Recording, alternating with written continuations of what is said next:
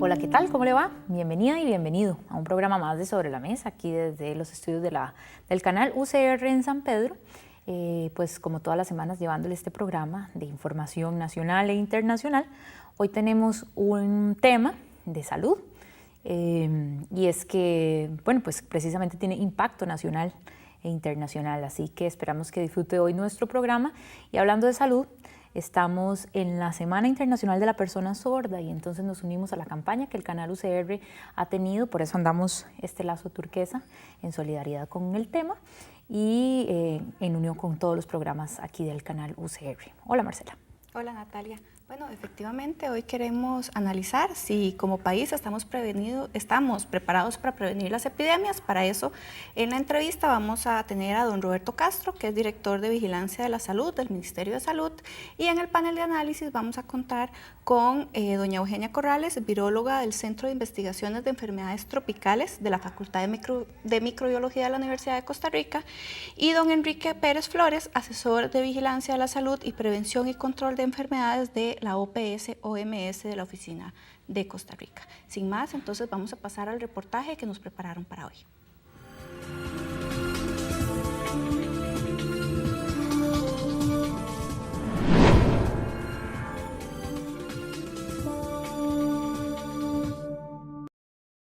Durante los últimos meses, autoridades de salud costarricenses están en alerta ante la posibilidad de que dos peligrosos virus que han brotado en otras latitudes puedan llegar a nuestro país y afectar la salud de la población. Se trata, por un lado, del virus de ébola, proveniente de países africanos, y por otro, del virus chikungunya, que se transmite por medio de mosquitos y está activo en algunos países caribeños. Actualmente, existe un brote de ébola en 4 países africanos: Guinea, Sierra Leona, Liberia y Nigeria, detectado desde marzo de este año. De acuerdo a la Organización Mundial de la Salud, OMS, los brotes del ébola tienen una tasa de letalidad que puede llegar al 90%. Hasta el momento, no existe un tratamiento específico ni vacuna para las personas ni los animales contagiados por este virus. En Costa Rica, desde inicios del mes de agosto de este año, el Ministerio de Salud activó el protocolo preventivo, tras la declaración de emergencia sanitaria internacional dada por la OMS. La ministra de Salud, María Ethel Trejos, afirmó que las posibilidades de que el ébola ingrese a Costa Rica son muy bajas, pero aún así, la población debe tomar medidas higiénicas si ha viajado a los países con el brote y debe estar informada sobre el avance del virus. Con este virus ya suman más de 1,000 personas fallecidas y más de 2,000 infectadas. Por su rápida propagación, es que la OMS decidió declarar este brote como emergencia sanitaria internacional. En cuanto al virus de la chikungunya, se trata de una enfermedad transmitida por mosquitos infectados. Entre los síntomas de una persona con el virus está fiebre, fuertes dolores articulares y musculares, dolores de cabeza, náuseas, cansancio, entre otros. El virus es transmitido por los mosquitos Aedes aegypti y Aedes albopictus, y sus síntomas son más fuertes que los del dengue, aunque menos mortales. En Costa Rica, este virus fue detectado por primera vez el pasado 4 de julio, proveniente de una turista francesa. Se determinó que la extranjera ingresó al país con el virus incubado. Aún así, se han detectado hasta el momento poco más de una decena de personas que se sospecha que cuentan con el virus. Las autoridades de salud no descartan que algunas de ellas hayan adquirido el virus en nuestro país. Con el virus de chikungunya ya se contabilizan más de 128,000 casos en República Dominicana, Martinica, Saint Martin y Guyana Francesa. El Ministerio de Salud ha hecho llamados para que la población elimine criaderos de los mosquitos transmisores, como aguas de llantas, depósitos de alimentos de animales, canoas y demás posibles criaderos de los mosquitos transmisores. ¿Cómo se prepara el país para combatir los alcances de estas dos enfermedades que provienen de fuera de nuestras fronteras? ¿Qué medidas se pueden tomar diariamente para prevenir la propagación del virus? ¿Existe en el país la tecnología y la institucionalidad para dar respuesta a importantes cantidades de personas en cuarentena por un virus? Esta semana en Sobre la Mesa.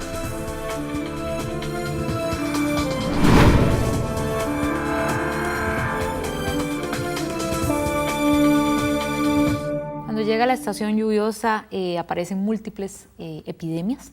Y para hablar sobre este tema, sobre si realmente estamos preparados para combatirlas, hoy nos acompaña don Roberto Castro. Él es de la Dirección de Vigilancia de la Salud del Ministerio de Salud y le agradecemos mucho estar aquí en Sobre la Mesa esta noche. Muchas gracias. Gracias. Para empezar, cuénteme un poco cuál es la diferencia entre una epidemia y una pandemia. Bueno, básicamente eso se refiere a la cantidad de países y de fases que va desarrollando la enfermedad. Básicamente, antes se hablaba más de pandemia cuando involucraba a muchos países. Ahora la OMS estableció una serie de fases que se van cumpliendo y si llega el momento que cuando estas se van superando, se declara internacionalmente una pandemia. Se supone que las pandemias van a afectar a muchos países y con un gran impacto. Las epidemias es cuando se rompe el proceso normal de una enfermedad que se ha venido dando, que deja ya de ser brote y se logra una cantidad de casos suficientes como para que empiece a salirse de ese canal endémico normal. La OMS inclusive ha hablado de el regreso de algunas epidemias. Quiero preguntarle cuál es el estado actual de las epidemias, cuáles son las epidemias y las pandemias actualmente más importantes y cuáles de ellas se pensaba que ya estaban erradicadas y han regresado. Sí, hoy en día se habla de las enfermedades reemergentes, o sea, hay una serie de enfermedades que a través del tiempo se fueron controlando, algunas de ellas con grandes esfuerzos, y por las condiciones climáticas, por las condiciones económicas, por diferentes razones, las enfermedades han ido reemergiendo. Por ejemplo, el caso de la tuberculosis, por ejemplo, para nosotros como país, tuberculosis dejó de ser un tema importante durante muchísimo tiempo. En alguna medida hasta empezamos a descuidarnos de la vacunación y de pronto por diferentes razones migratorias y otro tipo de cosas, empezamos a tener casos de tuberculosis, empezamos a tener tuberculosis resistente a los medicamentos. Entonces son enfermedades que recobran importancia en ciertos momentos. ¿Y cuáles son las epidemias y las pandemias más importantes actualmente? Bueno, yo creo que hoy en día muchas de estas obedecen más a temas de información y son los medios los que en alguna medida establecen el interés de las poblaciones. Y como dijiste al inicio del programa, en este momento hay tres temas que en el país la gente está siguiendo con gran interés. El caso del ébola, que se está presentando en los países del sureste africano. Y la situación que se presenta con chikungunya, dado la cantidad de casos que se presentaron en el Caribe y que ya en Centroamérica hemos empezado a tener casos autóctonos. Y también el caso del dengue, bueno, que significó el año 2013 el año epidémico más importante en las Américas. Ok, hablando específicamente sobre el brote del ébola, que fue un poco el que motivó que realizáramos este programa, precisamente por lo que usted menciona, ¿verdad? Que hay un gran interés a nivel de medios de comunicación, y es que, bueno, no es gratuito, ¿verdad? Hay muchísimas muertes, como usted ya mencionaba, y muchos casos de personas infectadas con el brote de ébola. Leía por ahí que es un mito que esta es la enfermedad más contagiosa y que se extenderá rápidamente por Occidente. ¿Qué tan cierto hay de esto? ¿Es un mito o no esta afirmación? Bueno, yo creo que el mito es afirmar cosas. Este tipo de enfermedades que tienen una alta tasa de transmisibilidad se comportan a través de los países y depende mucho de las condiciones económicas, sociales, culturales y la calidad y cantidad de los servicios de salud. El ébola, su primer brote fue en el 76 y se presentaron una serie de casos, se han ido presentando a través del tiempo en una serie de países cercanos, brotes de ébola. en donde el tema de la transmisión de la enfermedad tiene un componente cultural y un componente sanitario bastante importante. Hay prácticas que tienen los habitantes de estas regiones que son muy importantes para ellos desde el punto de vista de la relación con los muertos. Ajá. Entonces, de pronto ellos acicalan a los muertos como parte del proceso mortuorio. Entonces, el ébola es una enfermedad que se transmite básicamente por secreciones. En los primeros días hay fiebre, hay malestar general, etc. Y en ese momento no se transmite la enfermedad. Pero en el momento en que empieza a haber vómitos, diarreas y secreciones por algunas otras vías del organismo, la enfermedad se hace contagiosa. Y eso no va a acabar inmediatamente con la muerte, porque la persona va a tener una cantidad de secreciones que se va a poner en contacto. Si ellos limpian a los muertos y los preparan para la otra vida, esto va a hacer que entren en contacto, porque además no tienen la costumbre de hacer eso siguiendo ciertos procedimientos. Entonces eso hace que el contacto directo con las manos y con algunas otras partes del cuerpo haga la transmisión de la enfermedad. Y esto es lo que ha generado y ha mantenido a través del tiempo una cantidad de casos. Ya se superaron los 5.000 casos en este momento, ya son 5 países los involucrados y la cantidad de muertos supera ya los 2.500 casos y siguen subiendo todos los días. En el último dato, al 14 de febrero, ya se estaba hablando de 5.600 y 2.623 muertos, si no recuerdo mal la cifra exacta. Ahora, ¿qué medidas está tomando el país para prevenir esta enfermedad y si realmente es una amenaza? Mire, yo creo que hay que tomar en cuenta, nosotros estamos a 2 vuelos de distancia de los países involucrados. Y eso significa 10 o 20 horas de vuelo. Según la Organización Mundial de la Salud, en el manual que se publicó hace un tiempo, en las primeras experiencias no ha habido, en los primeros casos que se presentaron de ébola, nunca se ha presentado un caso de alguien que lo adquiera y que viaje y presenta síntomas a través de su viaje. ¿Por qué? Bueno, porque las personas que van a estar en contacto con los enfermos o son personal sanitario, en casi todos estos países que estamos hablando, la mayoría de los servicios sanitarios son prestados por ONGs, Médicos Sin Fronteras, grupos religiosos y una serie de organismos como la Cruz Roja y otros que apoyan a estos países y que en este momento han aumentado su apoyo, funcionarios de la OMS, etcétera. Entonces, ese tipo de funcionarios tienen muy claro la situación.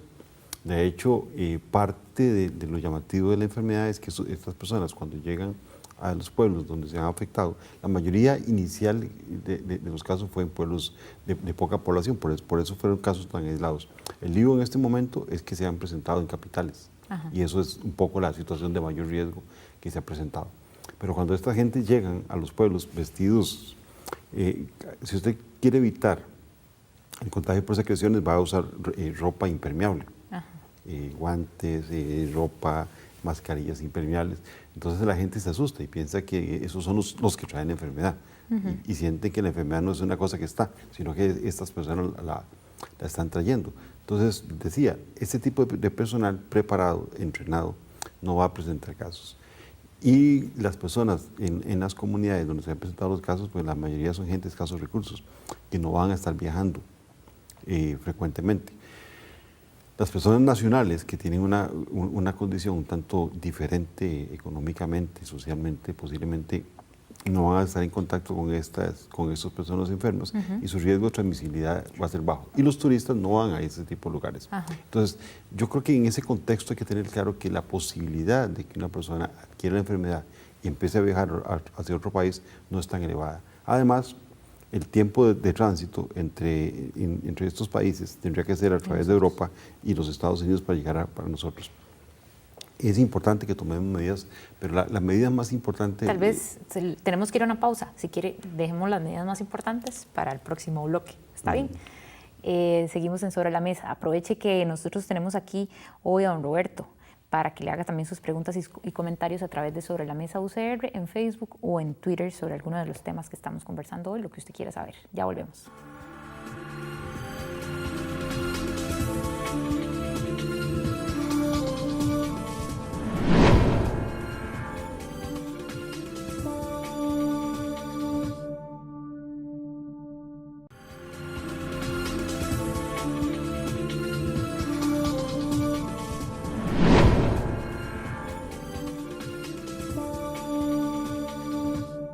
Don Roberto Castro, de la Dirección de Vigilancia de la Salud del Ministerio de Salud, nos acompaña hoy en Sobre la Mesa hablando sobre epidemias.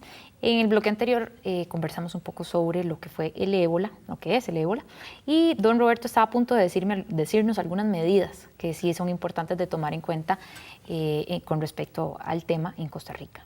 No, una de las cosas que estaba tratando de decir era que es muy importante la información hacia la gente, y sobre todo a los viajeros. Las personas que salen de los países que tienen casos son quizás en este momento los mejores aliados de las organizaciones sanitarias, porque son las personas que eventualmente, si hacen los procedimientos bien, si se informan bien, y si eventualmente empiezan a presentar algún síntoma antes de viajar o durante su viaje, ellos van a ser los primeros que van a poder alertar de la eventualidad de un caso que pueda ser trasladado fuera de un país. Pero además es muy importante para la propia sobrevida de estas personas, porque, como lo mencionaron ustedes en el reportaje, la mortalidad del ébola histórica ha sido alrededor del 90%. En los casos de esto que tenemos en este momento en África, la mortalidad anda alrededor del 50 y algo por ciento. ¿A qué se debe esto? Bueno, posiblemente hay una gran influencia entre el oportuno diagnóstico, el manejo de los casos y la posibilidad de brindar el tratamiento adecuado, que pasa a través de una unidad de cuidados intensivos, básicamente, porque hay una deshidratación muy importante y entonces el riesgo de mortalidad es alta. Entonces, la persona informada nos va a evitar transmitir la enfermedad, pero su probabilidad de sobrevida va a aumentar de manera importante, dado que va a ser manejado correctamente. Entonces, esa doble función de esta persona, yo creo que es lo que tenemos que explotar en los países para que la gente sepa que si eventualmente estuvo en las zonas de riesgo, tuvo algún tipo de contacto, pues tomen las medidas necesarias para evitar la transmisión a otras personas y a otros países. ¿Qué serían cuáles algunas de esas medidas? No, básicamente, incluso en algunos países se han puesto detectores de temperatura, pero yo creo que en este caso lo más importante es que la gente que va a salir del país, sea de los países que están en riesgo, incluso alguna gente habló hasta de cuarentenar los países, ¿verdad? Lo cual son medidas extremas que nunca se han tomado. Pero eventualmente, si usted va a salir de ese país, es importante que la gente reciba información diciéndole, bueno, si usted ha estado aquí, ha estado usted en las zonas de riesgo, cuál ha sido su contacto. O sea, que todos los factores epidemiológicos eventualmente de contacto que pueda presentarse, pues se analicen con la persona en el momento adecuado, ¿verdad? Porque ya una vez que la persona ha salido del país, pues va a ser más complejo ese tipo, porque se va a difundir a través del mundo. Ok, y eso con respecto al ébola. Ahora hablando del dengue, tenemos que Costa Rica lleva años luchando contra esta enfermedad y aún pareciera que no se logra un abordaje efectivo de la epidemia. Se ha cobrado la vida de algunas personas y algunas personas señalan que hay poca coordinación interinstitucional y desinterés de la población, como que ya nos acostumbramos a que el dengue es como parte de nuestra cotidianidad y ya incluso entonces ya tenemos otro tipo de enfermedades como el chikungunya que también nos están afectando a través de insectos. Entonces, preguntarle qué es lo que ha pasado en Costa Rica en el abordaje de esta enfermedad. No, decir que se ha hecho un mal manejo yo creo que es incorrecto. O sea, aquí se ha venido trabajando, el dengue no, como dije al inicio, el dengue no ha afectado a Costa Rica, el dengue afectó a las Américas. La OPS al principio del año y ahora el doctor representante de la OPS, se podrá referir al tema, don Enrique, pero básicamente cuando se empezaron a aumentar el número de casos, la expectativa hacia el mes de agosto del 2013 era que se superara en las Américas 1 millón de casos y finalmente terminaron siendo 2,5 millones de casos. ¿Por qué? Porque la cantidad de casos que se presentaron en los países fue muy elevada. Nosotros logramos en Costa Rica hacer algo que no se logró en otros países, que fue quebrar la curva de aumento, con una serie de actividades de intervención, de coordinación entre las instituciones sanitarias, inicialmente Ministerio de Salud, la Caja Costarricense del Seguro Social, el INCIENSA y el apoyo de la OPS. Empezamos a trabajar y establecer una estrategia de cómo intervenir las comunidades con mayores casos, cómo hacer una vigilancia epidemiológica directa y exacta en los lugares donde se estaban presentando los casos. Entonces empezamos a movilizar equipos de trabajo hacia las comunidades que empezaban a tener un brote, y con eso logramos quebrar la curva. El número de casos final fue de 49.993 a la semana 52 del 2013. Yo creo que es mucho más abajo de lo que eventualmente se hubiera esperado. 44 instituciones se sumaron a la labor que el Ministerio hizo por un acuerdo del Consejo de Gobierno. Y yo creo que los costarricenses hemos hecho una buena labor. Que aún encontramos alrededor del 10% de casos positivas en las visitas, yo creo que es una cosa que no se puede olvidar, no se puede tapar el sol con un dedo. Pero todavía no hemos tenido casos de chikungunya y posiblemente tenga mucho que ver con ese manejo que se le ha dado a los casos de dengue. O sea que usted considera que el abordaje y el manejo que se le ha dado al tema del dengue es el adecuado. Bueno, yo creo que se hizo lo que se tenía que hacer. Faltó un poco se lo pongo de esta manera. El dengue es una enfermedad cíclica, o sea, tiene un año epidémico y tiene 2 años bajos. Su trabajo más importante son en los años bajos, no en el año pico. Nosotros nos agarró el año pasado el trabajo fuerte en el año epidémico. El año epidémico, como dije, para el resto de países. ¿Por qué? Porque además al norte y al sur teníamos dos países que al igual que nosotros presentaban muchos casos y los mosquitos no usan pasaporte. Y la enfermedad se transmite y la gente se moviliza. Entonces, esto hace que las labores tengan que involucrar una serie de cosas, sobre todo hasta el trabajo binacional en las fronteras. Yo creo que en este momento estamos haciendo una labor de sosteniendo las condiciones, tratando de que la gente entienda que no hay que olvidarse de la eliminación de los criaderos, pero sobre todo creo que ha ayudado el mensaje de la eliminación de los criaderos la aparición de un nuevo virus que está circulando, que es el caso de la chikungunya que mencionabas. ¿Por qué? Porque bueno, se transmite exactamente bajo las condiciones. Tenemos chikungunya autóctona en todos los países de la región. Costa Rica tiene 16 casos, todos son importados. La mayoría son de República Dominicana, un caso de Haití, 100% de la isla de la Española, para decirlo en términos históricos. Y yo creo que nosotros no hemos tenido casos autóctonos porque no se ha presentado la situación de que una persona entre en la primera semana, cuando hay fiebre, es cuando hay transmisión importante de parte de la persona, porque el virus está circulando en altas concentraciones. No hemos tenido un vector que entre en contacto con ellos. ¿Y eso qué significa? Bueno, pues que en alguna medida los vectores están controlados.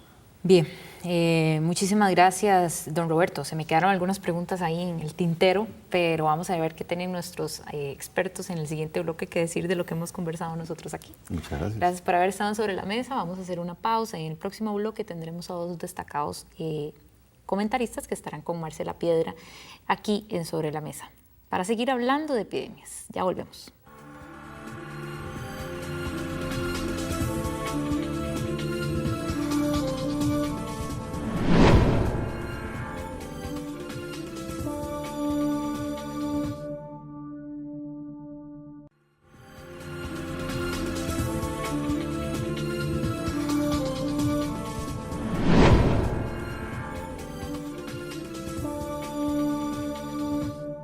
Regresamos a Sobre la Mesa, hoy analizando el tema de si estamos preparados como país para prevenir las epidemias. Para el panel de análisis contamos con la presencia de la doctora Eugenia Corrales, viróloga del Centro de Investigaciones de Enfermedades Tropicales de la Facultad de Microbiología. Muchas gracias, Eugenia. Y el doctor Enrique Pérez Flores, asesor de Vigilancia de la Salud y Prevención y Control de Enfermedades de la OPS-OMS de la Oficina de Costa Rica. Muchísimas gracias a ambos por estar acá. Tal vez, don Enrique, me interesaría empezar con cuáles son las alertas de epidemias que en este momento están activadas por parte de la OMS a nivel mundial. Muchas gracias por la oportunidad. Antes de responder directamente a su pregunta, yo quiero introducir un elemento que es importante. Actualmente, bajo el Reglamento Sanitario Internacional, que es uno de los principales documentos que rige el quehacer de los países en términos de la prevención y preparación para el abordaje de ciertas enfermedades, nosotros hablamos de eventos de importancia para la salud pública. Es decir, que estos eventos puedan traer un riesgo no solamente a un país, sino que a varios países. No necesariamente epidemias. Y no necesariamente epidemias. Eso es aunque su pregunta va dirigida un poquito más al tipo de enfermedades, en este momento se están manejando varios eventos que se están monitoreando. Uno de ellos, ya lo han mencionado, es ébola. Otro de ellos que es de importancia para las Américas es la enfermedad de chikungunya. Existen también otros eventos importantes en el Asia, como por ejemplo el síndrome respiratorio causado por coronavirus. También eventos que se están dando en el Asia Menor, como la enfermedad que causa el poliovirus salvaje. Y así también se están reportando los países distintos eventos que cada uno de ellos, dentro del cumplimiento del Reglamento Sanitario Internacional, tienen que estar monitoreando e informando a la comunidad internacional. Ese mecanismo se refiere como al sistema de gestión de eventos, que yo estaba leyendo que en estos casos se activa la OMS. ¿Cómo funciona esto? Sí, como lo decía, bajo el cumplimiento del Reglamento Sanitario Internacional hay una serie de responsabilidades y funciones que tanto los países como la Organización Mundial de la Salud tenemos. Dentro de esas responsabilidades está la de vigilar, monitorear, prepararse, controlar y responder ante determinados eventos. El sistema del cual usted está hablando es parte del sistema de información que maneja la Organización Mundial de la Salud para hacer vigilancia y para estar monitoreando la ocurrencia de estos eventos a nivel mundial. Y todos los países tienen que reportar. Y todos los países tienen la responsabilidad y obligación de estar reportando cada vez que se presente un evento que sea considerado como de importancia para la salud pública, no solo del país, sino que también internacional. Y por ponerle un ejemplo, cada país tiene un responsable que nosotros llamamos el Centro Nacional de Enlace, y es este responsable el que debe estar monitoreando lo que ocurre al interior del país y es el que tiene que utilizar las herramientas de información para poder comunicar al resto de la comunidad internacional de lo que está ocurriendo.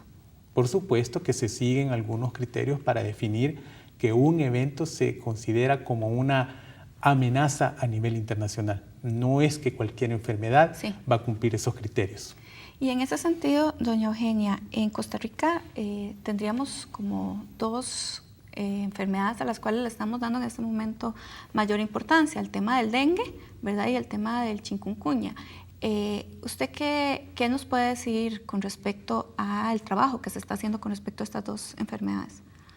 Bueno, en Costa Rica la función de la vigilancia epidemiológica del dengue y del chikungunya recae en el INCIENSA, que es el Centro Nacional de Referencia, que trabaja conjunto con el Ministerio de Salud y con la Caja.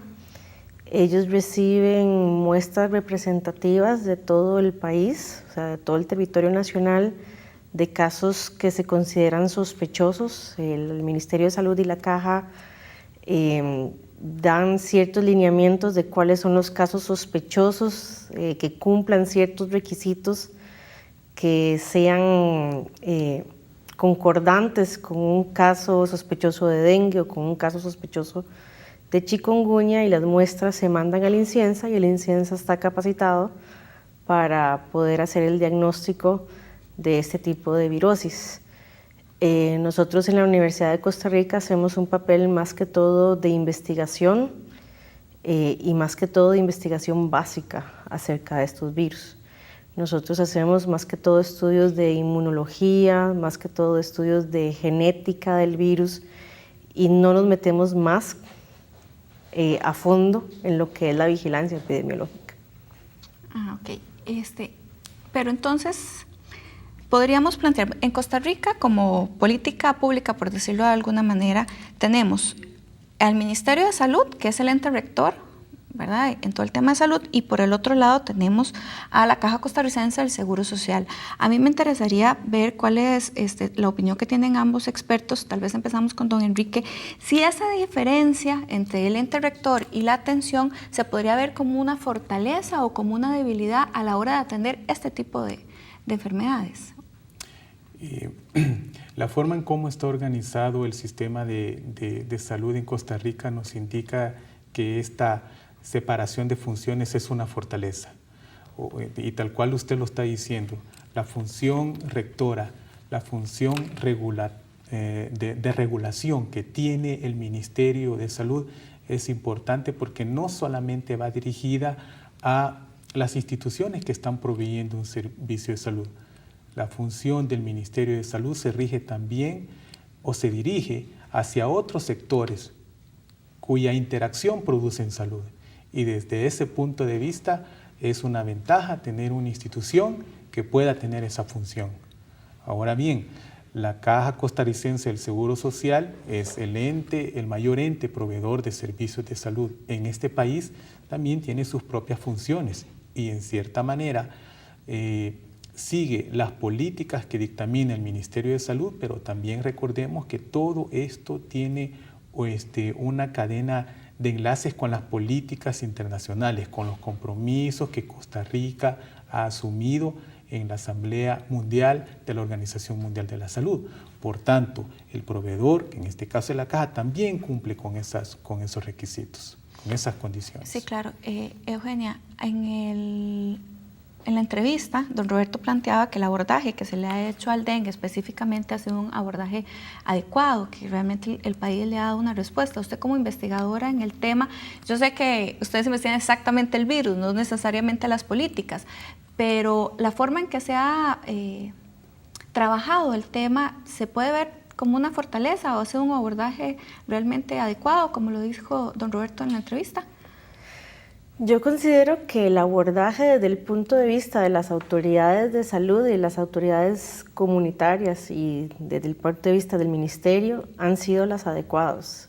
Lo que no ha sido adecuado ha sido la respuesta de las comunidades y de cada uno de los ciudadanos y las ciudadanas del país. Como dijo el doctor Roberto, el dengue y en este caso el chikungunya son enfermedades que si uno controla el mosquito vector, uno controla el virus. Si no está el mosquito transmisor, no va a haber la enfermedad. Entonces, si uno es capaz, y en cada uno, en su casa, en su comunidad, es capaz de controlar los criaderos, yo creo que seríamos un país prácticamente libre de la enfermedad del dengue y ojalá en la enfermedad del chikungunya. A mí me parece que el año pasado que hubiesen tantos casos significa que hay un problema. Si es un problema de las autoridades, no creo que sea el problema. Yo creo que el problema ha sido de la comunidad y la respuesta de las personas. Creo que al final los ticos padecemos mucho del si no me ha pasado a mí no me importa. Creo que hasta que a la persona le pase una enfermedad como el dengue y ojalá no nos pase una enfermedad como el chikungunya, que es una enfermedad muy incapacitante, no vamos a tomar acciones ya contundentes contra estos mosquitos, contra los criaderos. Tal vez podemos quedarnos con esta idea y regresar un poco para explicar cuáles son, digamos, los síntomas de las enfermedades para también ser partícipes de la solución, porque un poco lo que me preocupa y a la hora de analizar estos temas es que se ha como normalizado el tema del dengue, ¿verdad? O sea, es que a la gente le da dengue y como si no pasara nada, ¿verdad? Entonces, tal vez retomar en el siguiente bloque qué es lo que realmente, las implicaciones para la salud de las personas que se pueden ver afectadas por políticas o por acciones que yo en mi comunidad no estoy ejecutando como debería ejecutar.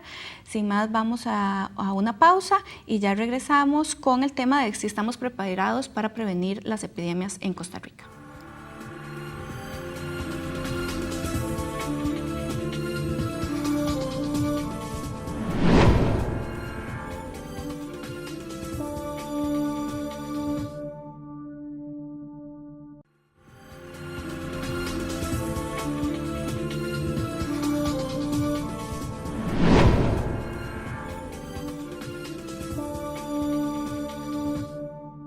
A esta altura de la conversación, don Roberto Castro del Ministerio de Salud tiene derecho a réplica, así que vamos a preguntarle qué le pareció lo que se habló en el primer bloque, sobre todo en la última parte, cuando se mencionó que es un poco hay un tema de la población costarricense que todavía no hace conciencia realmente sobre la necesidad de que colabore para erradicar este problema y cómo se ha enfrentado desde el Ministerio de Salud que la población ponga en práctica todos los conocimientos que se le han dado por más de 20 años de cómo combatir el dengue. Sí, nada más aclarar un detalle, que la vigilancia epidemiológica la hace el Ministerio de Salud, la vigilancia virológica la hace el INCIENSA, que es una instancia del Ministerio de Salud. Con respecto al tema sí, nosotros lo hemos insistido. De hecho, si usted ve en este momento hay una campaña que se está lanzando, hablando usando todavía el concepto del fútbol, decirle a la gente, bueno, eliminemos la eliminatoria importante, la eliminatoria de los criaderos, y recordándole a la gente, porque sí, seguimos dependiendo. Nosotros podemos ir a visitar casas, tenemos 350 funcionarios que visitan casas todos los días, que hacen labores de visita, de fumigación, de control de vectores, de todas las cosas. Pero esos 350 personas no pueden visitar todas las casas del país todos los días. La lucha contra los vectores es una lucha diaria y de todas las personas que deberíamos de eliminar los criaderos. Y yo creo que en ese sentido falta mucho el apoyo a la población. Seguimos encontrando el 10% de las casas que visitamos, como lo dije antes, con criaderos activos. Y eso lamentablemente es elevado porque en el momento en que haya virus circulando, vamos a tener casos. Tal vez no estamos teniendo muchos casos de dengue porque ya la cantidad de casos que tuvimos el año pasado hacen que muchas de las personas tengan inmunidad. Okay. Gracias, don Roberto. Marcela tiene más información en el otro set. Muchas gracias, Natalia. Siguiendo el mismo tema de lo que nos estaba diciendo don Roberto, tenemos una pregunta que tal vez don Enrique nos pueda ilustrar, que nos envían por medio de Twitter, que si tal vez una multa o prisión para las personas que no luchan contra los criaderos del dengue es una medida efectiva o no. ¿Existen algunas medidas de este tipo en algún otro país que se conozca o en realidad es más un tema de sensibilización? ¿Qué estrategias se han estado utilizando? Para el abordaje de cualquier enfermedad, la mejor medida que un gobierno puede desarrollar es el trabajo sobre los determinantes sociales de la salud. Y voy a explicar un poquito en qué consiste este concepto. Hablar de determinantes sociales de la salud es hablar de todas aquellas condiciones que pueden hacer que ciertos grupos de la población sean más vulnerables a adquirir ciertas enfermedades. Estas condiciones las podemos relacionar con las condiciones que nosotros encontramos en el medio ambiente, con la condición económica de estas familias que probablemente estén en mayor desventaja que otras familias para poder tener los recursos y controlar los vectores o tener un ambiente sano en el que puedan vivir. Estamos hablando de educación, estamos hablando de aspectos que integran la dinámica socioeconómica de un país. Esas son las mejores medidas que se pueden tomar para lograr controlar cualquier tipo de enfermedad.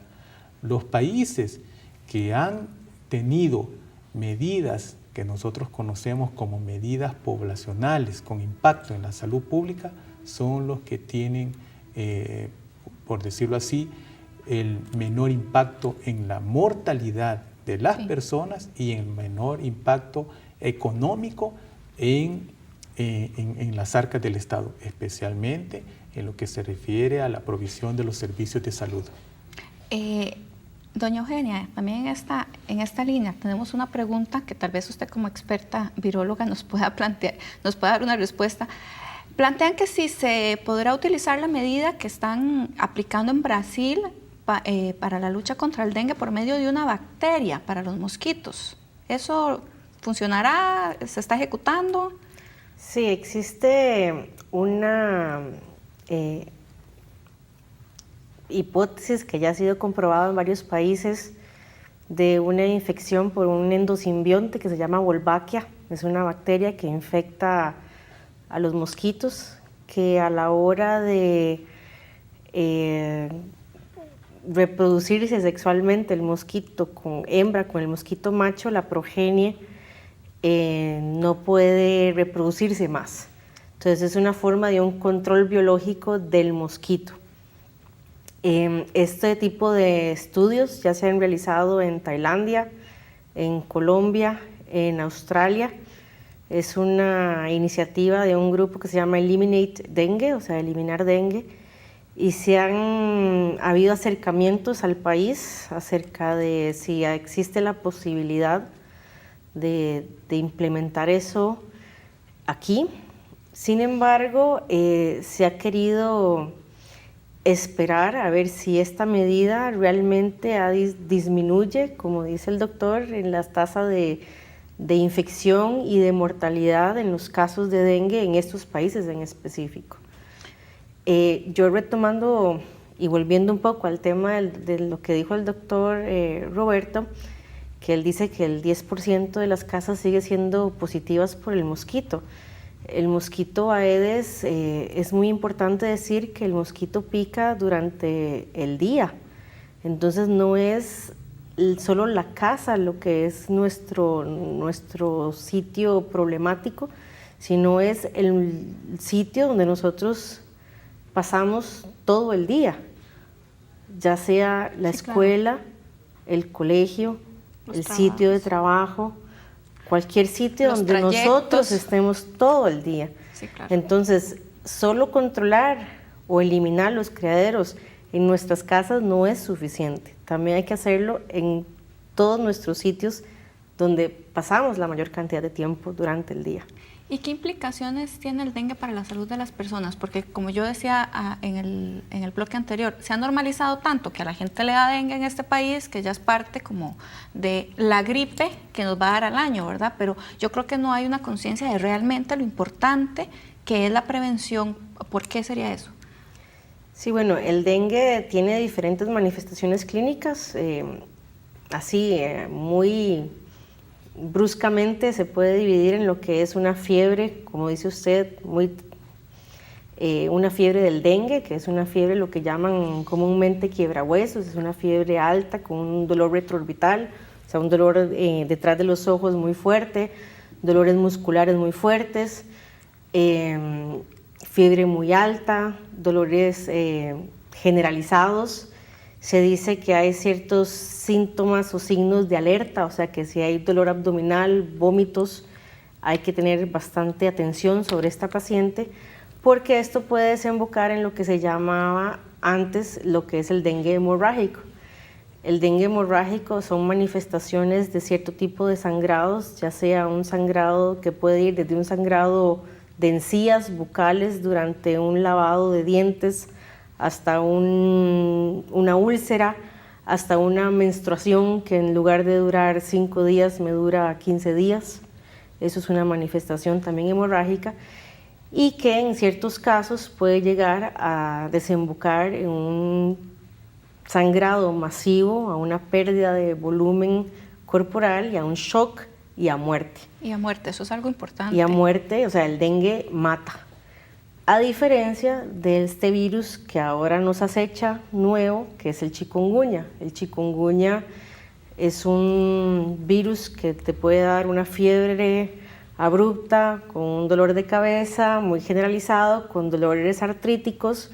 Chikungunya, su nombre per se significa el que se dobla del dolor por el idioma que se habla en Tanzania, donde se describió por primera vez el virus. El problema que se tiene con el chikungunya es que estos dolores artrálgicos pueden extenderse por meses y hay estudios en que hasta un 10-12% de las personas que padecen pueden padecer estos dolores artrálgicos hasta por años. Sí, porque un poco lo que se ha estado planteando que puede durar de 2 a 3 años estos dolores. Y esto es incapacitante, o sea, es un dolor que no lo va a dejar a uno trabajar, que no lo va a dejar a uno llevar su vida normal. Entonces, a pesar de que no lo va a matar a uno, le va a causar a uno un trastorno en su vida normal.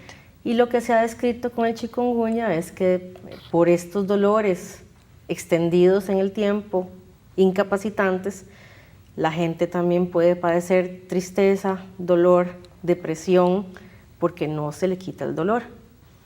Entonces, claro, las otras manifestaciones asociadas a la propia exacto. enfermedad. Claro. Don Enrique, tal vez volviendo un poco al tema del ébola, que ya se tocó, sería interesante que usted nos explicara realmente la peligrosidad de la enfermedad y de que se propague, porque un poco lo que se ha manejado a nivel internacional es que si no se trata, si no se logra controlar, hay puede ser, ¿verdad?, que se propague a otros países. Don Roberto nos planteaba que, bueno, sí, efectivamente estamos a 2 vuelos de la zona geográfica en África donde se está dando el ébola, pero bueno, si no hay ningún tipo de prevención, ¿cuán podríamos estar siendo afectados en un largo plazo, mediano plazo? Sí. Yo estoy de acuerdo con el enfoque que dio el doctor Roberto Castro, en el sentido de que al preguntársele si esto es un mito, básicamente lo que estamos viendo es que es una realidad y que es una amenaza para la salud pública internacional. Por tanto, existen implicaciones especialmente para la región de las Américas si en algún momento se detectaran casos con esta enfermedad para nuestros países. Existen condiciones por las cuales a pesar de que solamente son 2 vuelos los que nos están separando del continente africano, puede venir una persona incubando el virus y de repente comenzar a transmitir la enfermedad en determinado país, o en cualquier país de la región de las Américas.